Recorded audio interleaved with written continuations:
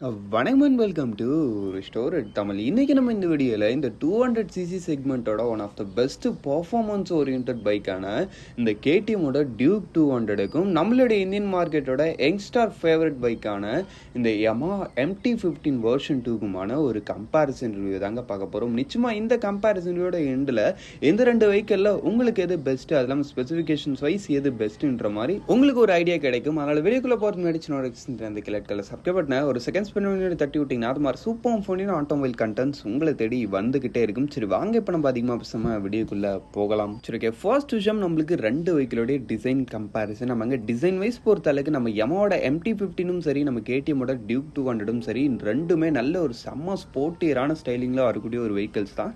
Design விஷயத்தில் நீங்கள் தான் சொல்லணும் இந்த ரெண்டு வெஹிக்கிளோட டிசைனில் உங்களுக்கு எது பிடிச்சிருக்குன்றத. நெக்ஸ்ட் விஷயம் நம்மளுக்கு டிசைனோட அந்த ஒரு build quality and fit and finish பற்றி பேசணும்னு எடுத்தோம்னா வச்சிங்கன்னா அந்த இடத்துல வந்து நம்ம Yamahaவோட MT-15 வந்து அந்த அளவுக்குலாம் பெட்டராக இருக்கிறாங்கன்ற மாதிரி சொல்ல முடியாது. அதில் வந்து அந்த ஒரு ஸ்விட்ச் கியர்ஸ் குவாலிட்டியும் பில்ட் குவாலிட்டியும் ஸ்லைட்லி கம்மி தான். பிளாஸ்டிக்ஸாக இருக்கும், அந்த பிளாஸ்டிக்ஸோட குவாலிட்டியும் அந்த அளவுக்குலாம் சூப்பராக இருக்குன்ற மாதிரி இருக்குன்னு சொல்ல முடியாது. பட் நம்ம KTMோட டியூக் 200ஓட ஸ்விட்ச் கியர்ஸும் சரி, பில்ட் குவாலிட்டியும் சரி, பிளாஸ்டிக் குவாலிட்டியும் சரி, எல்லாமே நல்ல ஒரு சூப்பரான ஒரு ரேஞ்சில் எடுத்து வந்திருப்பாங்க. ஓவராலாக குவாலிட்டின்னு வைஸ் பொறுத்தளவுக்கு அந்த இடத்துல நம்ம KTMோட டியூக் 200 ஒரு பெஸ்ட்டான ஒரு ரேஞ்சில் இருக்காங்க. அதுக்கு நம்ம MT-15 பெஸ்ட்டுன்னு சொல்ல முடியாது, பட் பெஸ்ட்டுன்னு சொல்ல முடியாது. ஒரு ஆவரேஜான குவாலிட்டி தான் இருக்குது பில்ட் வைஸ் பொறுத்தளவுக்கு நம்ம Yamahaவோட MT-15 கிட்ட. நெக்ஸ்ட் நம்மளுக்கு ஃபீச்சர் வைஸ் பொறுத்தளவுக்கு அதெல்லாம் பெருசாக ஒன்றும் பேசும்படி இல்லை. நம்மளுக்கு எப்போதுமே MT-15ல கொஞ்சம் பெஸ்ட்டான லெவலே இருக்குது. ஏன்னா KTM அவ்வளோ சீக்கிரம் ஃபீச்சர்ஸ் அது மாதிரி விஷயங்கள்லாம் ஃபோக்கஸ் பண்ண மாட்டாங்கன்னு நினச்சிட்டு இருந்தோம். பட் ஆனால் இப்போ புதுசாக வந்திருக்கு இந்த 2024 மாடல்லையும் உங்களுக்கு ஒரு ஃபுல் டிஜிட்டல் இன்ஸ்ட்ருமெண்ட் அதுலேயும் நிறைய ஃபீச்சர்ஸ் கொடுக்குறாங்கன்றப்ப ஃபீச்சர் விஷயத்தில் ஆல்மோஸ்ட் ஈக்குவல். சொல்லப்போனால் நமக்கு MT-15 விடையும் இன்னுமே கூட கொஞ்சம் பெட்டராக இருக்கிறாங்க நம்ம KTMோட டியூக் 200. அப்படின்றப்ப ஃபீச்சர் விஷயத்தில் இட்ஸ் ஓகே, நம்ம KTM டியூக் 200 ஒரு பெஸ்ட்டான ஒரு ரேஞ்சில் இருக்காங்க. நெக்ஸ்ட்டு பொறுத்தளவுக்கு நம்மளுக்கு இப்போ இந்த ரெண்டு வெஹிக்கிளோடைய அந்த ஒரு இன்ஜின் செக்மெண்ட் ஆமாங்க. இன்ஜின் வைஸ் பொறுத்தளவுக்கு நம்ம KTMோட டியூக் 200ல யூஸ் பண்ணிக்கிறது ஒரு 200cc சிங்கிள் சிலிண்டர் 4 ஸ்ட்ரோக் 2 வால்வ்க்கான ஒரு 4 வால்வ்க்கான ஒரு liquid cooled engine with 6 speed gear box and wet multiplates clutch. இந்த 200cc செக்மெண்ட்லேயே one of the best power produce பண்ணக்கூடிய ஒரு வெஹிக்கிள் ஆமாங்க. பவர் ஃபிகர் வைஸ் பொறுத்தளவுக்கு 24.67 bhp அவர்கள் 19.3 newton meters of torque produce பண்ணுறது. டாப் ஸ்பீட் பொறுத்தளவுக்கு 146 km/h வரைக்கும் ரீச் முடியும்னு சொல்கிறாங்க.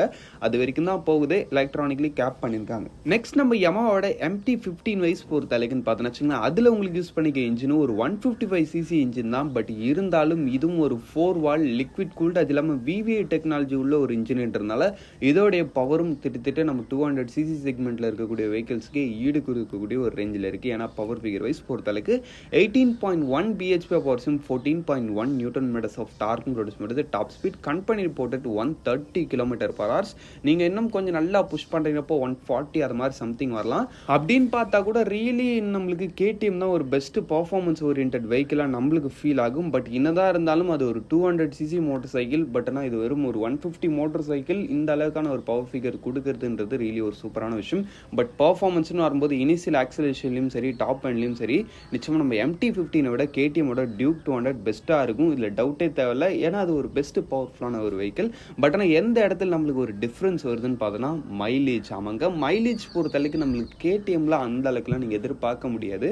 கம்பெனி ரிப்போர்ட்டட் 34 வரைக்கும் சொல்கிறாங்க. பட் நீங்கள் அது ஒரு டீசென்ட்டான ரைடிங் ஸ்டைல் மெயின்டைன் பண்ணிங்கன்னா நீங்கள் அந்த KTMோட அந்த ஒரு நேச்சுரலான அந்த ஒரு ரைடிங் ஸ்டைல் உள்ள போயிட்டு ரொம்ப ரஃப் அண்ட் டஃப்பாலாம் ஓட்டினீங்கன்னா அந்த வெஹிக்கிள் 28-25 கூட மைலேஜ் தந்து நான் பார்த்துருக்கேன். பட் மைலேஜில் ஒரு ஒஸ்டான ரேஞ்சு தான் நம்ம KTMல இருக்குது. பட் அந்த வெஹிக்கிள் போகிறீங்கன்றப்ப அந்த இடத்துல நீங்கள் மைலேஜ்லாம் எதிர்பார்க்கக்கூடாது. அந்த ஒரு விஷயத்தை நீங்கள் மனசில் வச்சுக்கணும். ஏன்னா அது பர்ஃபார்மன்ஸ் ஓரியன்ட் பைக், அதோடைய பர்பஸ் அது கரெக்டாக செய்யுது. அது ஒன்றும் ஒரு ஃபியூல் எஃபிஷியன்ட் வெஹிக்கிள் கிடையாது. பட் நம்ம Yamahaவோட MT-15 பொறுத்தளவுக்கு இந்த இடத்துல உங்களுக்கு கம்பெனி ரிப்போர்ட்டட் 48 kmph வரைக்கும் சொல்கிறாங்க. நீங்கள் ஒரு டீசென்ட்டான ரைடிங் ஸ்டைல் மெயின்டைன் பண்ணிங்கன்னா 50 kmph கிட்ட வரைக்கும் கூட தரதா சொல்கிறாங்க. அப்படின்றப்ப மைலேஜ் விஷயத்தில் ரியலி ஒரு சூப்பரான ஒரு ரேஞ்சில் இருக்குது நம்ம Yamahaவோட MT-15. பவருக்கும் பவர், மைலேஜுக்கும் மைலேஜுன்ற மாதிரி நல்ல ஒரு வெர்சைலான ஒரு இன்ஜின் நம்ம Yamaha Yamaha MT-15ல யூஸ் பண்ணிக்கிறது. அதெல்லாம் உங்களுக்கு இன்ஜினோடைய ரிஃபைன்மெண்ட் அது மாதிரி விஷயங்கள் பொறுத்த அளவுக்கும் 2 பேரும் அந்த ஒரு விஷயத்தில் ஓகே தான். 2தோட இன்ஜின் ரிஃபைன்மெண்ட் 2மே சூப்பராக தான் இருக்கும். அப்படின்றப்ப எனக்கு பவர் மட்டும்தான் ஒன் அண்ட் ஒன்லி ஒரு மெயின் மோட்டிவ். எனக்கு பவர் பெஸ்ட்டாக இருந்தால் போதும்னு நினச்சிங்கன்னா நிச்சயமாக நீங்கள் KTM Duke 200 சைடு வரலாம். பட் எனக்கு பவரும் கொஞ்சம் வேணும். பட் ரொம்ப இந்த செக்மெண்ட்லேயே நான் தான்ற மாதிரி இருக்க தேவையில்ல. பவர் இருக்கணும். அட் தி சேம் டைமில் எனக்கு மைலேஜும் தேவைன்னு நினைக்கிறீங்கப்பா நிச்சயமாக நீங்கள் Yamaha MT-15 சைடு வரலாம். அதுக்கடுத்து இன்னொரு விஷயம் என்னன்னு பார்த்தீங்கன்னா இந்த 2 வெஹிக்கிளோடைய மெயின்டெனன்ஸ். ஆமாங்க, மெயின்டெனன்ஸ் வைஸ் பொறுத்த அளவுக்கு நம்ம Yamaha MT-15 ரொம்பவும் அதிகமாக இருக்காது, ரொம்பவும் கம்மியாக இருக்காது, ஒரு மாடரேட்டான லெவலில் இருக்கும். பட் நம்ம KTMோட Duke 200 மெயின்டெனன்ஸ்ன்றது கொஞ்சம் அதிகமாகவே இருக்குன்னு சொல்லலாம். ஸ்பேர் பார்ட்ஸ்லையும் சரி, சர்வீஸ் காஸ்ட்லையும் சரி, எல்லாமே கொஞ்சம் நல்லாவே அதிகமாக இருக்கும் நம்ம KTMோட Duke 200. ஏன்னா அது அந்த மாதிரி பிராண்ட், அது கொஞ்சம் லக்ஸுரி பிராண்டு மாதிரி. அந்த இடத்துல நீங்கள் அப்படி தான் எதிர்பார்க்கலாம். Yamahaவும் கொஞ்சம் லக்ஸுரி பிராண்ட் தான். பட் இந்த இடத்துல KTM கம்பேர் பண்ணும்போது இவங்க கொஞ்சம் அஃபோர்டபுளாகவே இருக்கிறாங்க. ஆமாங்க, அப்படின்றப்ப மெயின்டெனன்ஸ் மாதிரி விஷயங்களும் நீங்கள் கொஞ்சம் யோசிக்கிறீங்கிறப்ப நீங்கள் Yamaha சைடு வர்றது கொஞ்சம் நல்ல விஷயமா இருக்கும். பட் மெயின்டெனன்ஸ் எனக்கு மணி நோ ப்ராப்ளம்னு நினைக்கிறீங்கப்ப நீங்கள் KTM சைடு கண்ணை மூட்டு போகலாம். அதுக்கடுத்து உங்களுக்கு வண்டியோட ரைட் அண்ட் ஹேண்டலிங் வைஸ் பொறுத்தளவுக்கு நம்மளுக்கு இந்த MT-15ஓட டோட்டல் வெயிட்டு ஜஸ்ட் உங்களுக்கு ஒரு 141 kg தான். நல்ல ஒரு ரீசனபிளான வெயிட். அதுக்கடுத்து உங்களுக்கு சீட் ஹைட் பொறுத்தளவுக்கு 810 mm கிட்ட வரைக்கும் வருது. சீட் ஹைட் வந்து ஸ்லைட்லி கொஞ்சம் ஹைட்டு தான். பட் இருந்தாலும் ஒரு ஸ்போர்ட்ஸ் மாடல் அப்படி தான் இருக்கும். நெக்ஸ்ட் நம்ம KTMோட Duke 200 பொறுத்தளவுக்கு இதோட டோட்டல் வெயிட் அரௌண்ட் உங்களுக்கு ஒரு 159 kg, அரௌண்ட் ஒரு 160 kg கிட்ட வரைக்கும் வருது. ஸ்லைட்லி கொஞ்சம் ஹையர் வெயிட் தான். பட் ஓட்டும் போது உங்களுக்கு அந்த அளவுக்கு ஃபீல் ஆகாது. அதுவுமே நல்ல ஒரு ஸ்டெபிலிட்டியான ஒரு வெஹிக்கிளாக தான் உங்களுக்கு இருக்கும். நெக்ஸ்ட் உங்களுக்கு இந்த வெஹிக்கிளோடைய அந்த ஒரு சீட் ஹைட்டு 822 mm, அதை விடையும் இன்னும் ஒரு 12 mm கிட்ட அதிகம்ன்றப்ப ஷார்ட் ரைடர்ஸ் கொஞ்சம் பார்த்துங்கப்பா, Yamahaவே உங்களுக்கு இன்னும் ஒரு பெட்டரான ஆப்ஷனாக இருக்கும் கம்பேரிவ் டு தி நம்ம KTM Duke 200. பட் உண்மையில் சொல்லணும்னா இந்த 2 வெஹிக்கிளுமே ஷார்ட் ரைடர்ஸ்க்கு அந்த அளவுக்கு கேப்பபிள் கிடையாது. ஏன்னா 2 பேரோட சீட் ஹைட்டுமே அதிகம். அது இல்லாமல் நம்மளுக்கு இந்த 2 வெஹிக்கிளோட ஹேண்டலிங் வைஸ் பொறுத்தளவுக்கு அதுலேயும் 2 பேரும் குறை சொல்கிற மாதிரிலாம் இருக்க மாட்டாங்க. 2 பேருமே நல்ல ஒரு சூப்பர் ஸ்டாலிடான ஒரு ஸ்டெபிலிட்டி ஆஃபர் பண்ணக்கூடிய ஒரு ஹேண்டலிங் இருக்குது. அதனால் ஹேண்டலிங் வைஸ் 2 பேரும் எக்ஸலண்ட்டான ஒரு ரேஞ்சிலே இருக்கிறாங்கன்னு வச்சுக்கலாம். நெக்ஸ்ட் நம்மளுக்கு பிரேக்கிங் மாதிரி விஷயங்கள் பொறுத்தளவுக்கும் 2த்துலேயும் நம்மளுக்கு ஃப்ரண்ட்டில் டிஸ்க் பிரேக்கு, பின்னாடியும் டிஸ்க் பிரேக்கு, டுவெல் சேனல் ஏபிஎஸும் இருக்குன்றப்ப பிரேக்கிங் விஷயத்துலையும் 2 பேரும் ஒரு ஈக்குவலான ரேஞ்சில் இருக்காங்க. பட் எனக்கு ஃபீல் ஆன ஒரு விஷயம்னு பார்த்தீங்கன்னா நம்ம Yamaha MT-15ஓட பிரேக்கை விட அந்த KTMோட Duke 200 அந்த ஒரு பிரேக்கிங் பைட்டு இன்னுமே கூட கொஞ்சம் நல்ல ஒரு பெட்டர் பைட் ஃபோர்ஸோட இருக்கிற மாதிரி ஸ்லைட்லி எனக்கு ஒரு ஃபீலு. உங்களுக்கு எப்படின்றத கமெண்ட் செக்ஷனில் பண்ணுங்க. பிரேக்கிங்கில் 2 பேரும் ஓகேவான ஒரு ரேஞ்சில் இருக்காங்க.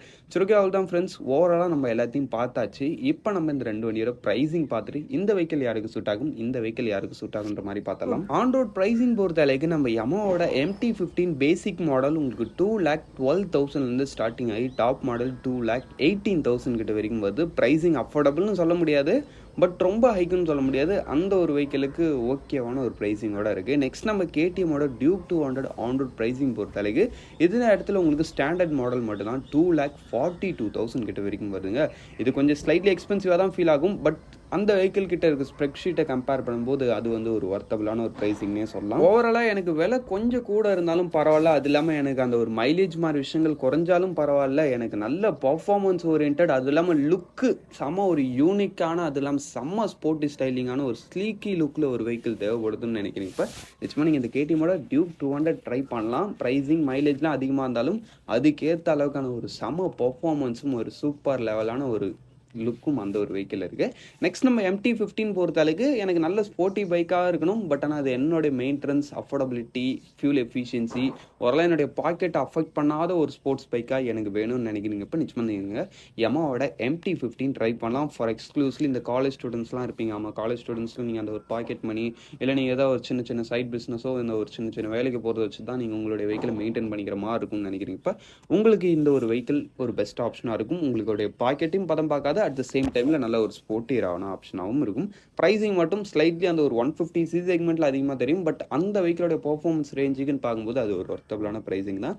சரி, அவ்வளோ தான் ஃப்ரெண்ட்ஸ். இந்த வீடியோவை நம்ம இங்கேயே முடிச்சுப்போம். இந்த கம்பேரிசன் ரிவ்யூவில் நான் மேபி எதாவது ஒரு விஷயத்தை மாற்றி சொல்லணும், அது கமெண்ட் செக்ஷன் பண்ணுங்கள், நான் மாற்றிக்கிறேன். சரி, அவ்வளோ தான் ஃப்ரெண்ட்ஸ். தேங்க் ஃபார் வாட்சிங். Bye, see you, see you later.